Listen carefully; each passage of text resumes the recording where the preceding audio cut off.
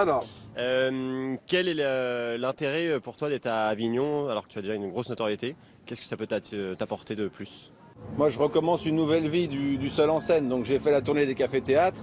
Il y avait une disponibilité à Avignon. Je me suis inséré dedans à fond.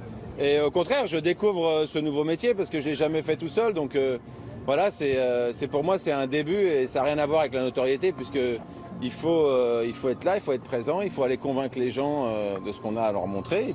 Et effectivement, après venir à Avignon, c'est un kiff énorme d'être dans le berceau du théâtre, quoi, où tout existe, du plus grand classique au cracheur de feu, quoi. Donc je me sens bien au milieu de tout ça. Bon Fred, j'ai une grosse question. Pourquoi le soir de la finale, tu as vraiment annulé ton spectacle? Merci de la réponse. Oui, alors effectivement, c'est une bonne question. En fait, on n'a pas annulé, ça a été annulé par le théâtre parce qu'on était dans l'horaire de la finale, donc personne ne serait venu. Et nous non plus, on ne serait pas venus, du coup, parce que c'était la finale.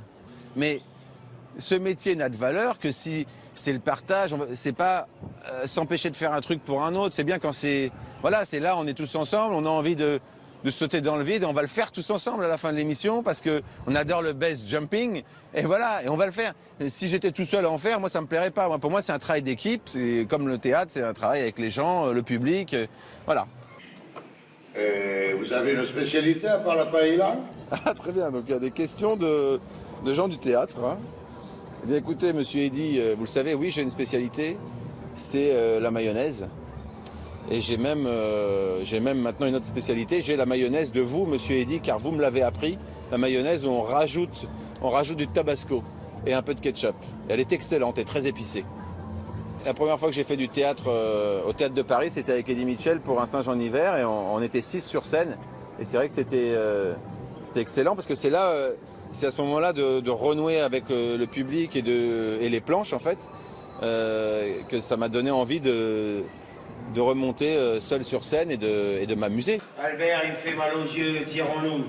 T'as raison, je fais pas partie du même bataillon. Ah ouais, calme-toi, qui c'est qui va me payer? Adressez-vous à l'intendance, nous on paye plus, on ne connaît plus, on ne salue plus. On méprise. Quel bon Dieu, hein. Tiens, hé, tu peux toujours t'accrocher pour remettre à jour les pieds chez moi, hein. Parce que tout ça, c'est de l'amusement, c'est un partage, c'est une joie de vivre, c'est... Moi j'ai envie de... Ah non, pas là. Moi j'aimerais savoir si dans le spectacle on aura des personnages comme Tata Suzanne ou Doudou Galac.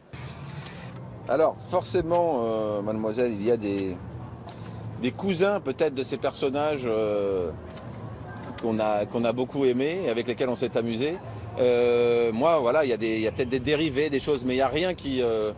Rien n'est. L'idée c'était pas de refaire des choses que j'ai déjà faites. Par contre, vous découvrirez peut-être des nouveaux, ouais, ou des gens de la famille, on va dire des fois, ou des petites blagues, des petites références, des petites dédicaces cachées, voilà. Oui, Fred, moi j'aurais pas le temps de voir ton spectacle parce que je pars demain, mais tu joues où après? Ah, sympa comme question.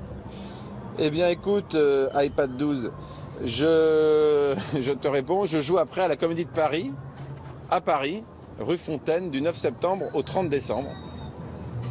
Donc t'as qu'à venir. Ou sinon, moi après, je viendrai dans ta ville. Mais je connais pas ta ville, mais ce sera certainement à côté. On va passer partout, on va venir. Voilà, je vous laisse. Je vais sauter avec mon petit parachute. Allez, c'est grave parce que là, on commence à être rassuré au bout d'un moment. Et c'est ça qui est grave, c'est ça qui est dangereux. C'est de l'excès de confiance. Faut jamais tomber dans l'excès de confiance. Allez, on garde le sourire, on est des comédiens.